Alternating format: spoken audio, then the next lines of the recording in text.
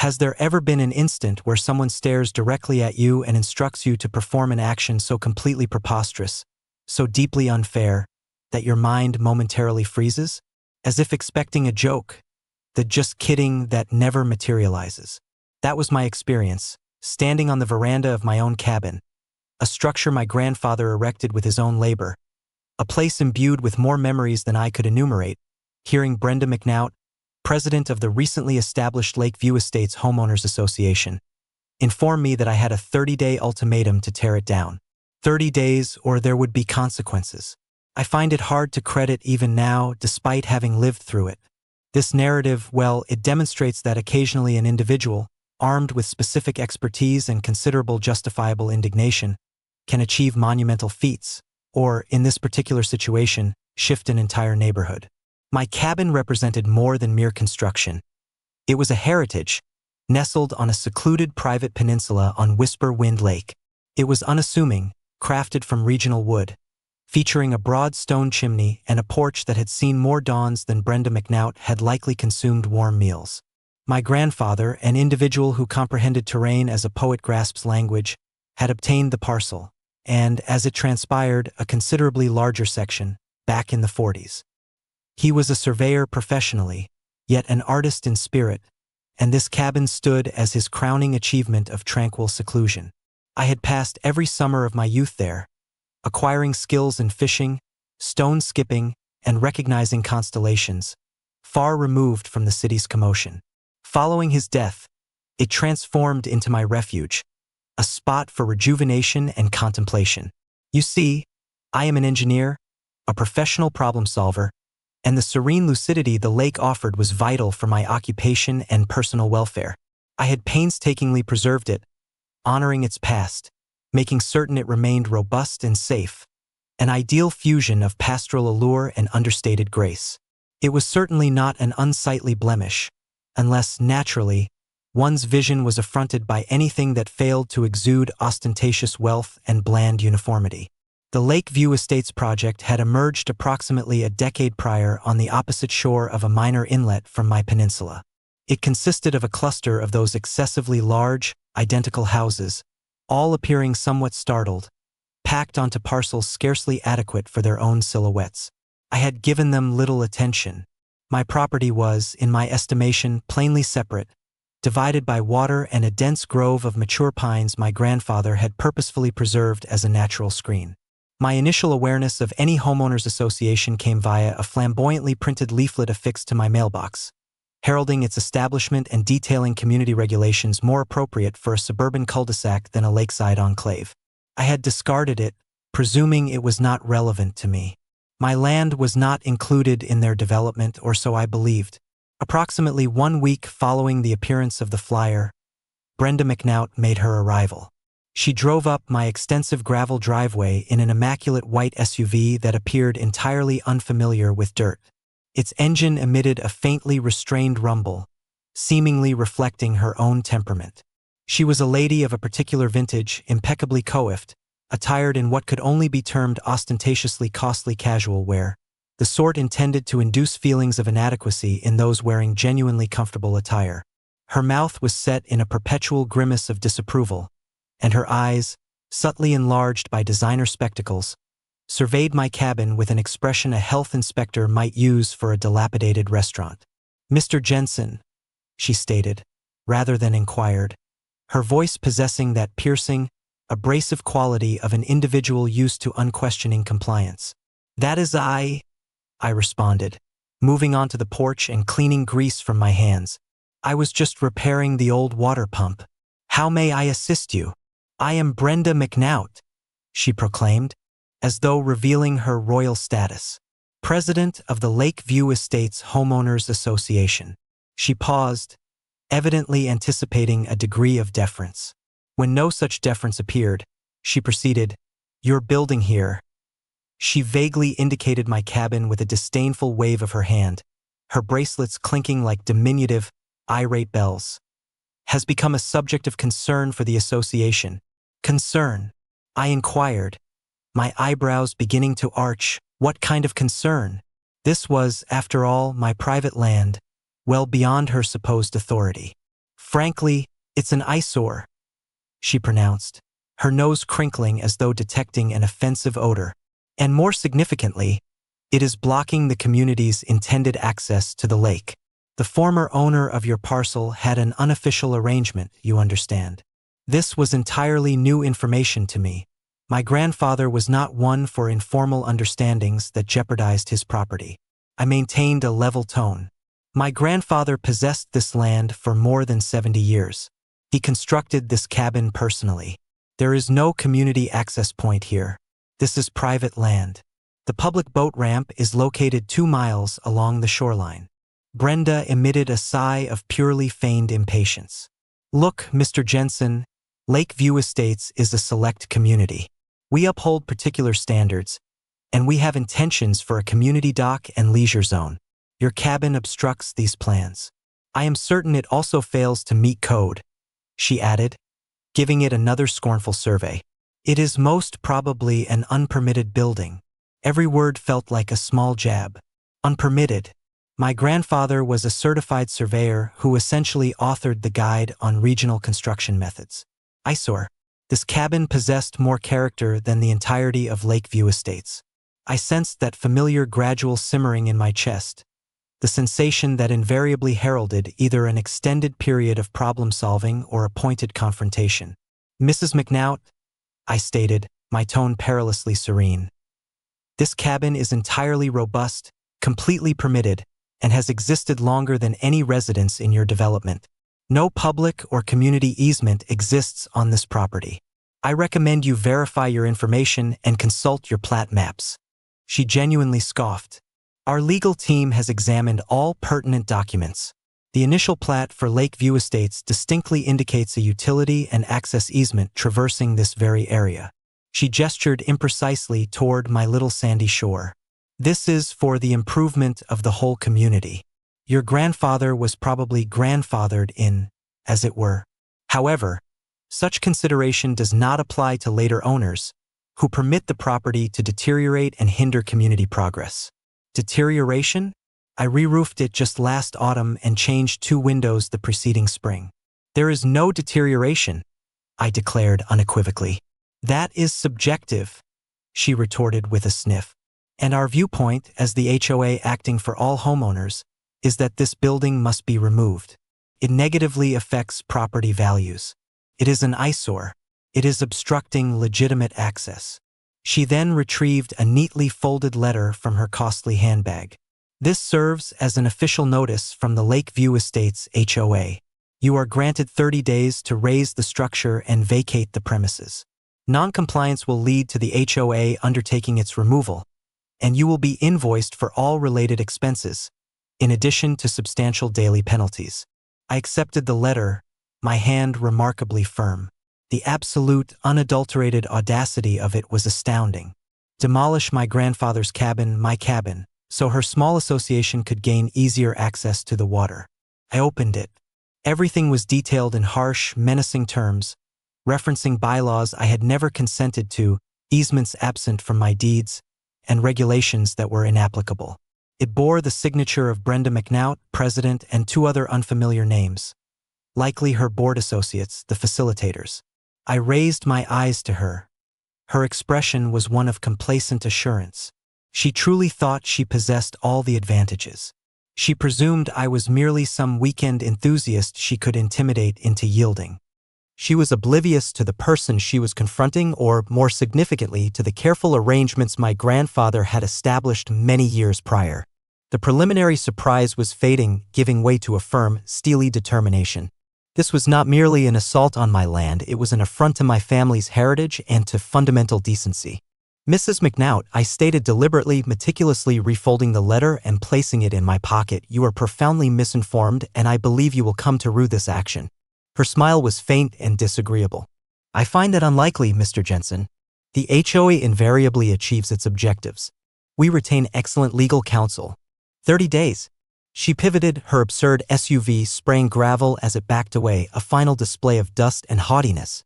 I remained there for a considerable period, the lake's tranquility enveloping me, a sharp juxtaposition to the turmoil developing within. 30 days. She had allotted me 30 days. She was unaware of what I could uncover in 30 hours, much less 30 days. My grandfather constructed more than cabins, he established legacies and meticulously recorded everything. And I, his grandson, the engineer, was on the verge of unearthing one such legacy. This was no longer solely about preserving my cabin. It was about dismantling Brenda McNaught's small dominion of entitlement. The contest, as the saying goes, had begun. My immediate action following Brenda McNaught's dramatic exit was to brew a strong pot of coffee and retrieve my grandfather's old records. He was more than a surveyor, he was a crafter of his personal territory, a painstaking archivist of each deed, survey, permit, and piece of correspondence concerning his landholdings. His method of organization was remarkable, a clear indication of a methodical intellect. I was aware that the original deed for my cabin's parcel was among them, together with the surveys he had personally carried out. My initial goal was to find definitive evidence to disprove Brenda's assertion of an easement. I located my deed without difficulty. It was a lucid, unequivocal document delineating the perimeters of my peninsula, devoid of any reference to HOA easements or rights of way. The surveys provided even greater detail, illustrating elevation contours, riparian limits, and annotations in his recognizable, exact handwriting. There was absolutely no evidence to corroborate Brenda's claim. Her legal counsel, assuming they existed or had troubled themselves to investigate, were either inept or dishonest. I suspected a mixture of both, strongly swayed by Brenda's imperious self-assurance. However, while scrutinizing the maps, another detail began to trouble me. My grandfather employed a distinctive method of cross-referencing. An annotation on my peninsula's survey referenced a more extensive parcel, Tract B, Whisper Wind Holdings, accompanied by a corresponding file number. My curiosity was piqued. I investigated further into the cabinet, a tall oak piece of furniture faintly scented with old paper and pipe tobacco. This endeavor was no longer merely about defense, it was about grasping the complete situation. Brenda's belligerence had activated a facet of my mind that relished intricate challenges, the part that flourished on unraveling complexities. I located the file for Tract B. It was considerably more substantial than the one for my modest cabin parcel. Contained within were earlier deeds, historical survey maps originating from the early 20th century, and a document that caused my pulse to quicken, a 99-year lease agreement from 1924. The lessee was a timber company long since out of business. The lessor was my great-grandfather. The property detailed in the lease was not simply some unidentified expanse of land. As I cross-referenced the metes and bounds with a contemporary county GIS map displayed on my laptop, a gradual, disbelieving smile formed on my face. Tract B was not merely neighboring my cabin, it constituted Lakeview Estates. The whole subdivision, each oversized residence, every meticulously kept lawn, every asphalt road, Brenda McNaught's self-satisfied little realm, was constructed on property leased from my ancestors. The ramifications were astounding. The lease, drafted with great care, contained stipulations regarding land utilization, the return of improvements in case of termination or default, and the unequivocal rights of the lessor. It was due to terminate, I calculated, in 2023, the previous year. My grandfather, followed by my father, and now myself as the heir and trustee of the family assets, had evidently allowed it to continue, likely because the lease payments, though small by current measures, had been consistently remitted by a series of entities that had obtained the lessee's rights over time. The final payments originated from Lakeview Development Corporation, the firm responsible for constructing the houses before declaring bankruptcy, subsequent to which the homeowners had likely established their HOA. The HOA itself probably lacked any direct contractual link to the initial lease, possessing only a presumed entitlement to occupy land whose fundamental ownership they had evidently overlooked or, more probably, deliberately disregarded. Brenda's directive to demolish my cabin, situated on property I owned completely and which was never included in that lease, was not merely presumptuous, it was disastrously ill-conceived. She was attempting to intimidate the owner of the land beneath her whole neighborhood. The subsequent days passed in a whirlwind of concentrated effort.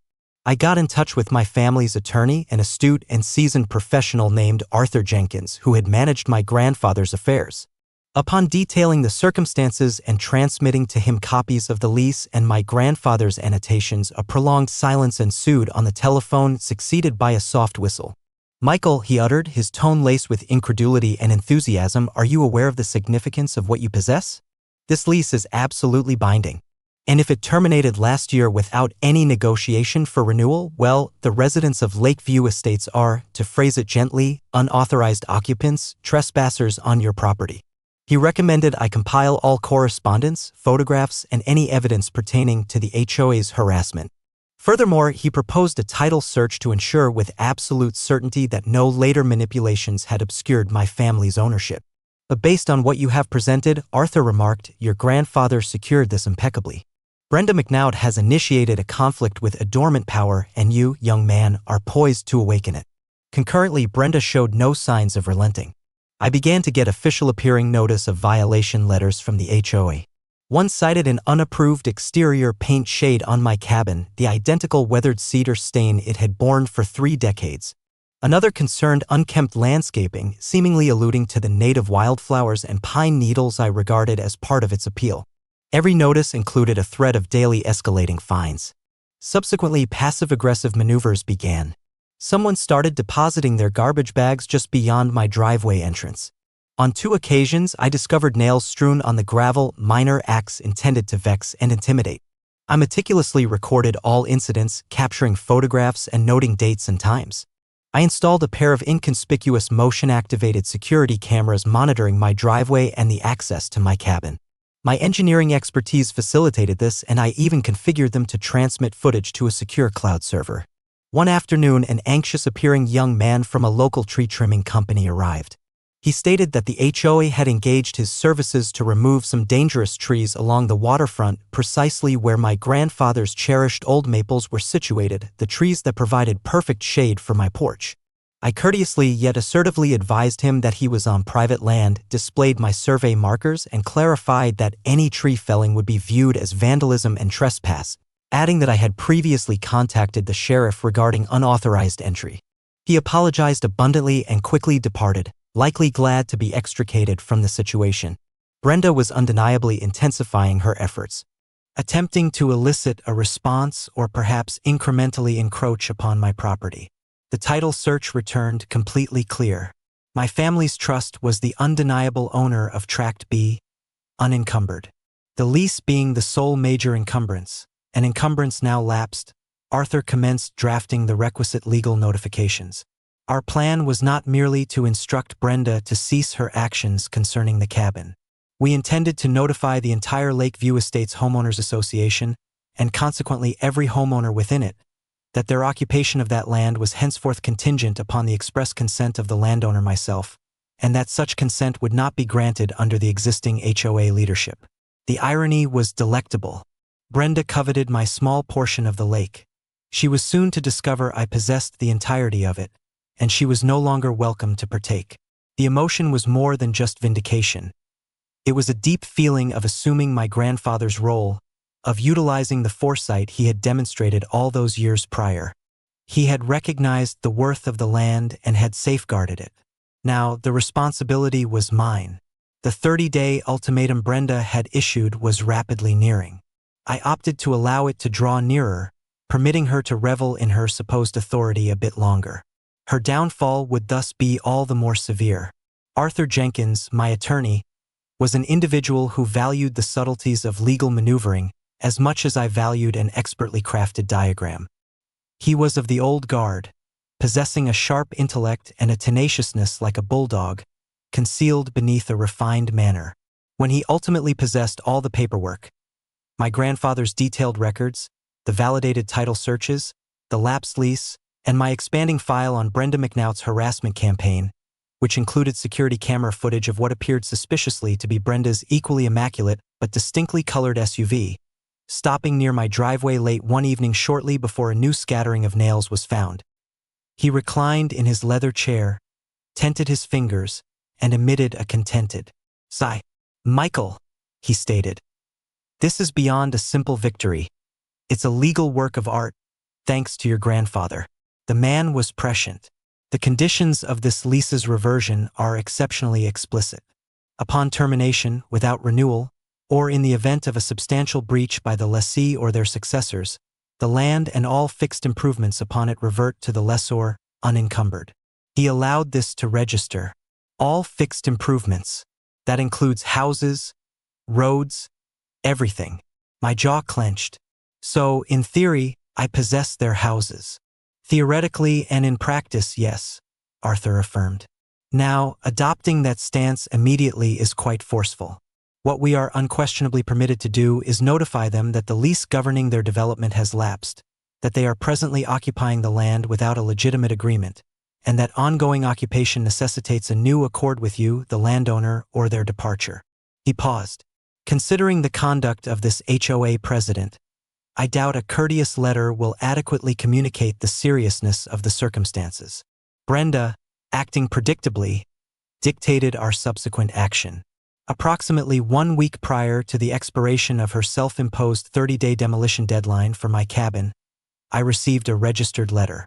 It originated not solely from the HOA, but from a law firm I indistinctly recalled as being one of those assertive, opportunistic firms, albeit specializing in HOA conflicts. The communication was an official cease and desist concerning my supposedly unpermitted structure and alleged obstruction of community property. It further stated that if the cabin was not raised by the deadline, the HOA had secured a court order, or so they asserted, to access my property and demolish it. They had even appended an absurdly exaggerated estimate from a demolition contractor.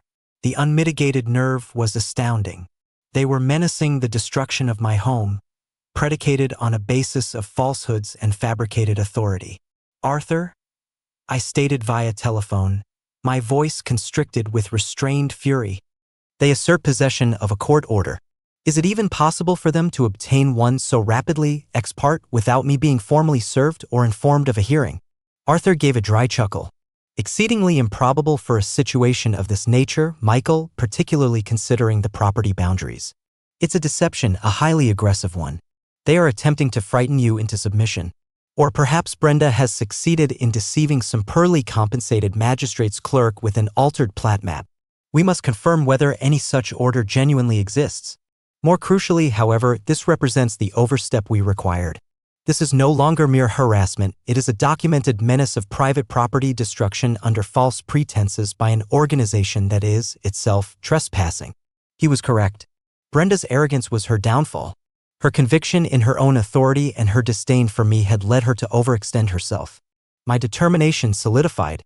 This was no longer solely about safeguarding my cabin or even about affirming my ownership of the more extensive parcel.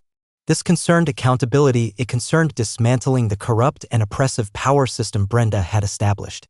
I inquired with Arthur about the most extreme measure, not merely negotiating fresh leases, but actively asserting my entitlement to recover the land and its improvements, given the lapsed lease and their aggressive conduct. Arthur advised prudence. That is a severe measure, Michael. Displacing an entire neighborhood, the public perception could be problematic, although legally your position is firm. It would undoubtedly convey a strong message. Naturally, we could present them with the choice to buy their lots from you at fair market value or to enter into new, individual lease agreements. That would be the more standard approach. However, if they, or this HOA in particular, persist in their belligerence after being apprised of the genuine ownership circumstances, Brenda McNaught will not yield, I stated. She will contend. She will prevaricate.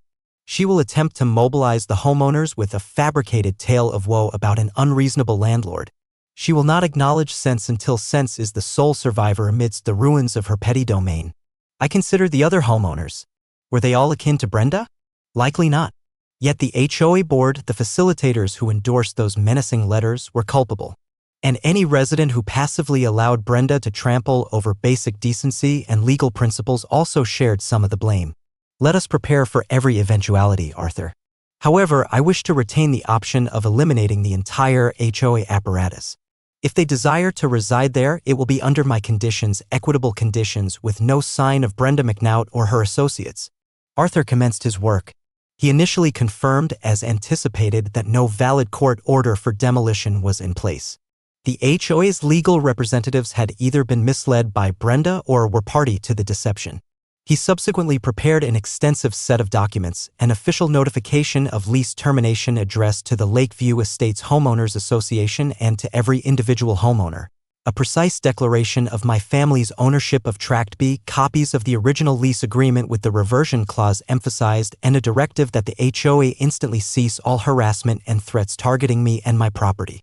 The package further contained a proposal the HOA could be disbanded and individual homeowners could then contact me to negotiate either the acquisition of their particular lot at a fair appraised value, less the value of the undeveloped land they currently occupied, naturally focusing on the building itself, or a new, equitable long-term ground lease directly with me. A firm deadline was set for a collective reply from the homeowners signaling their readiness to pursue this cooperative solution. An inability to respond positively or any additional aggressive actions from the HOA would trigger formal eviction processes against the whole development. We determined that the most effective method to deliver this stunning news was at the forthcoming HOA meeting. Brenda, as per a subtly positioned notice on their community bulletin board, which I could just discern using binoculars from my cabin's attic window, had arranged an emergency session to deliberate action concerning the non-compliant property at One Lidge Peninsula, my cabin. The date was a mere 2 days before her demolition ultimatum. Ideal. She was anticipating her victory, oblivious that she was orchestrating her own public downfall. I experienced a somber sense of contentment. She had desired a confrontation. She was about to face a full-scale conflict, a conflict she had already forfeited before the initial shot was effectively discharged. Owing to my grandfather's prudence 70 years earlier, the unassuming engineer was poised to create a significant disturbance. The tempest was not merely brewing, it was on the verge of erupting. The evening designated for the emergency session came with a sharp autumnal coolness in the atmosphere, the type that inspires appreciation for a cozy fire or, in this instance, the fervent anticipation of imminent justice. The Lakeview Estates Community Clubhouse, a relatively recent construction featuring an excess of beige siding and an unduly large portico, was brilliantly illuminated. Automobiles, predominantly costly SUVs and sedans similar to Brenda's, occupied the parking area. I had attired myself plainly in a fresh work shirt and jeans, intentionally contrasting with the anticipated dress of the HOA leadership. Arthur, appearing eminent in a dark suit, greeted me at the doorway. He held a well-used leather briefcase that seemed to vibrate with the mass of the documents it contained. "Are you prepared, Michael?" he inquired, a faint, nearly undetectable smile gracing his lips. "It's time," I answered, experiencing an unusual sense of composure. The preceding months of exasperation, ire, and detailed preparation had all culminated in this moment. We entered a chamber humming with a combination of expectancy and vexation. Approximately 50 or 60 homeowners were in attendance, a combination of senior couples and younger families. Brenda McNaught stood at a lectern at the fore, accompanied by 2 other persons I identified from the menacing correspondence, a severe-looking woman with a harsh haircut, likely the secretary, and a stout, balding man who appeared perpetually uneasy, probably the treasurer. Brenda was in her milieu, reveling in the notice, her voice magnified by a microphone already presenting her account of the situation. And thus, notwithstanding our recurrent good faith endeavors to settle this matter peacefully, she was articulating, her tone saturated with feigned earnestness. "Mr. Jensen has persisted in his obstinate noncompliance, declining to recognize the community's entitlements or the perilous and unattractive condition of his dilapidated building." A small number of attendees nodded in accord, primarily in the initial rows where her most ardent advocates were unquestionably positioned. She had not observed our arrival. As she paused for theatrical impact, Arthur audibly cleared his throat, a courteous yet resolute sound that resonated through the room. "Pardon me, Madam President," he stated, his voice tranquil yet imbued with authority. "Might we interject before you continue with this inaccurate portrayal?" Every gaze turned in our direction. Brenda blinked, her flawlessly made-up countenance briefly betraying her composure. She evidently had not anticipated my presence, much less accompanied by legal representation. Who are you?" she faltered, grasping the lectern. "This is a private HOA gathering." "I am Arthur Jenkins, legal counsel for Mr. Michael Jensen," Arthur declared, advancing. "And Mr. Jensen, as you are aware, is the proprietor of the land you are presently deliberating. He possesses the right to speak, particularly when his property rights are being so flagrantly distorted and jeopardized." Brenda's face turned a perilous shade of puce. "This is intolerable." "Security," she shrieked, glancing about frantically. There was no security personnel, naturally only a pair of sturdy men in Lakeview Estates polo shirts who appeared more bewildered than threatening. "Come yourself, Brenda," I interjected, moving to stand beside Arthur, my tone intentionally gentle. "There is no cause for theatrics. We are merely present to convey some vital information pertinent to every individual in this chamber." I indicated the gathered homeowners. Information which, candidly, You ought to have known and disseminated to your members much earlier. A ripple of sound passed through the assembly. Brenda stammered. I refuse to be addressed in this manner. Mr. Jensen, you are in breach. That hovel of yours will be demolished. In point of fact, Mrs. McNaught, Arthur interceded seamlessly, opening his briefcase. Mr. Jensen's cabin is not the central concern this evening. This is.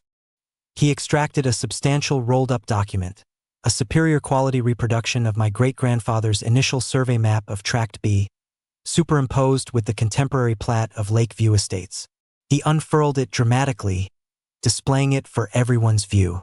This, ladies and gentlemen, is a map illustrating the actual ownership of the land on which Lakeview Estates has been constructed. He then presented a copy of the 99-year lease. And this, he continued, is a lease agreement from 1924 covering this whole tract of land. The lessor was Mr. Jensen's great-grandfather. The lease terminated the previous year. It was not renegotiated. The silence was so profound one could have heard a pin fall. Brenda gazed at the map, then at the lease, her mouth agape and working silently like that of a stranded fish. That's absurd. This is HOA property. We all possess deeds. An audience member exclaimed, a hint of alarm in their voice. Assuredly, you hold deeds to your residences, Arthur confirmed. However, those deeds are contingent upon the fundamental land ownership. The developer responsible for building your homes, Lakeview Development Corporation, functioned under the provisions of this lease. Upon the lease's expiration, and that company had long ceased to exist following its bankruptcy, the rights to the land, and as stipulated by Clause 17b of this agreement, all fixed improvements upon it, reverted to the lessor. That is to say, to Mr. Jensen's family trust, for which he serves as the sole trustee. Arthur's tone was akin to a judge delivering a verdict. I advanced. What this signifies, everyone, I stated, my eyes surveying the astounded expressions, is that for the preceding year, you have all resided on land belonging to me, without a legitimate lease. Legally speaking, you are trespassing. The room burst into uproar, with exclamations of incredulity, rage, and apprehension. Brenda was deathly pale. This is a falsehood, a deception, she screamed, though her voice was devoid of its customary certainty. It is no deception, Mrs. McNaught, I declared, displaying my own pile of documents. It is referred to as due diligence, a task you and your board transparently neglected to undertake before initiating your petty scheme to appropriate my genuine private property for your community access. I subsequently enumerated her acts of harassment, the menacing letters concerning my entirely lawful cabin, the fallacious assertions of an easement, the spurious violation notifications, the endeavor to have my trees felled, the nails in my driveway, and the deceitful claim of a court order for demolition. As each point was substantiated by a document or a photograph displayed on a portable screen Arthur had unobtrusively erected, the atmosphere in the room transformed from bewilderment to emerging dread, and then, for a significant number, to fury aimed directly at Brenda. She informed us that cabin was unlawful, someone shouted. She claimed he was a disruptive individual, exclaimed another. The severe-looking secretary and the stout treasurer appeared to be attempting to become invisible in their seats. Brenda seemed on the verge of collapsing. Therefore, this is the current state of affairs, I proceeded, my voice piercing the escalating commotion. Brenda McNaught, acting as HOA president, has not only subjected me to harassment, but has also profoundly deceived all of you, placing every homeowner here in considerable legal and financial peril. Her conduct, ostensibly carried out on your behalf, has been malevolent and predicated on an utter unawareness of the true legal standing of this whole development. I allowed that statement to resonate. My attorney has assembled a packet for each homeowner. It delineates the circumstances, includes copies of the pertinent documents, and proposes a way forward. Arthur and a paralegal he had brought with him started to hand out the envelopes. You are granted a fortnight to disband this existing HOA, oust Brenda McNaught and her culpable board members from any authoritative role, and collectively consent to negotiate new, equitable land leases or purchase agreements directly with me. Should you opt not to, or if I am subjected to even one additional menacing letter or item of refuse on my land, I will initiate eviction procedures against every property in Lakeview Estates. My cabin remains. Your HOA, in its present incarnation, is finished. The decision rests with you." The ensuing silence was complete, interrupted solely by the sound of envelopes being opened. Brenda McNaught merely stared, her dominion of suburban intimidation disintegrating around her as events unfolded. The expression on her face was more valuable than any scenic vista of the lake. The consequences following that HOA meeting were, to state it gently, monumental in their rapidity and intensity, particularly for Brenda McNaught and her associates. The homeowners, equipped with irrefutable evidence of their vulnerable position and Brenda's misconduct, retaliated against her fiercely. I learned subsequently that the meeting devolved into turmoil after Arthur and I left, allowing them to process the shocking revelation. There were shouting contests, recriminations, and calls for instant resignations. It was reportedly a considerable scene. Brenda's meticulously built image of authority disintegrated completely. Her accomplices on the board, the stern secretary and the prospiring treasurer, allegedly attempted to shift responsibility, but the proof was overwhelmingly conclusive. They had jointly signed the menacing letters. Their names appeared on the official HOA correspondence, now demonstrated to be founded on falsehoods and a lack of knowledge. Evasion was impossible. In less than 48 hours, Arthur was contacted by an attorney acting for a recently established ad hoc committee of Lakeview Estates homeowners. Brenda McNaught and her complete board had submitted their resignations, taking effect straight away. The former HOA was, to all practical purposes, defunct. The committee conveyed their deepest regrets for the conduct of the previous board and asked for an immediate meeting to deliberate the conditions I had stipulated. The demeanor was no longer haughty or insistent. It was deferential, almost to the point of desperation. They comprehended the authority I wielded and were, fortunately, opting for a rational approach. The legal confrontations Brenda might have envisioned never occurred. She had no valid basis for a claim. Her attorneys, after examining the documents Arthur supplied, copies of which the ad hoc committee promptly sent to them, probably counseled her that any contestation would be costly, futile, and could expose her to personal accountability for deceiving the HOA members.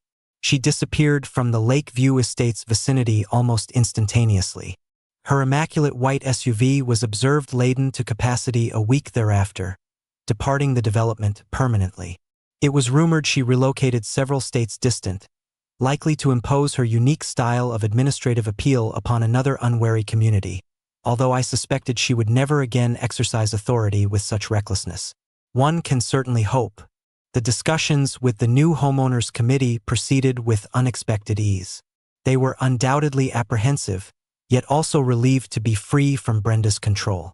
A number of them admitted to having been uneasy with her confrontational methods, but had felt unable to resist her.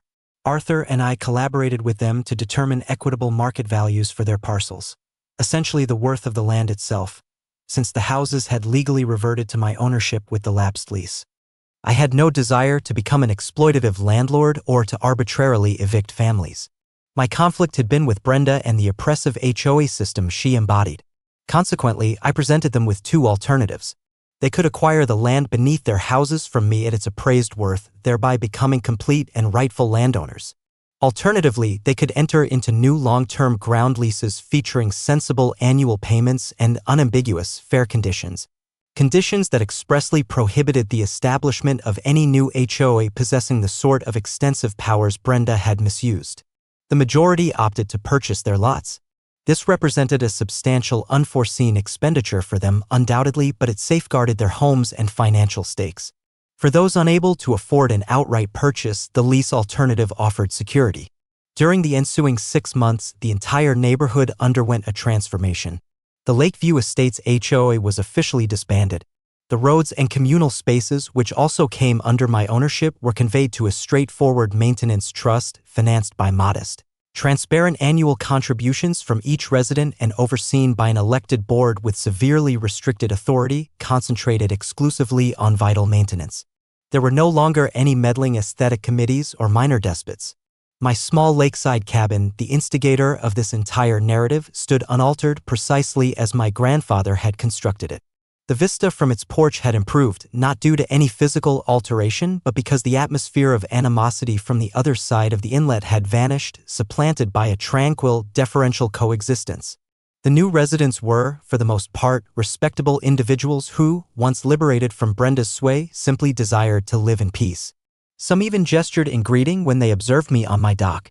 The community access Brenda had so desperately sought for her HOA was never constructed. Instead, the shoreline on their portion remained in its natural state, and they utilized the public boat launch like all other residents. Reflecting on it, the amount of turmoil was extraordinary, all originating from one woman's arrogant conviction that she could coerce someone into raising their home for her personal ease. My grandfather, the scrupulous surveyor and understated tactician, would have found the irony satisfying. His cautious preparations, his aged, dusty documents, had extended through the decades to impart a significant lesson regarding repercussions. I had no initial intention of owning a neighborhood or disassembling an HOA.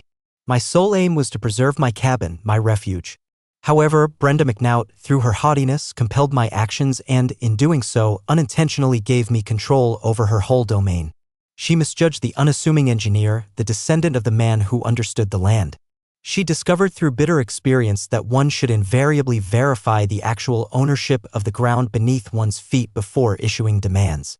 And so, that is the story of how I unintentionally became the proprietor of an entire subdivision merely to safeguard a small fragment of lakeside heritage. Astonishing, is it not?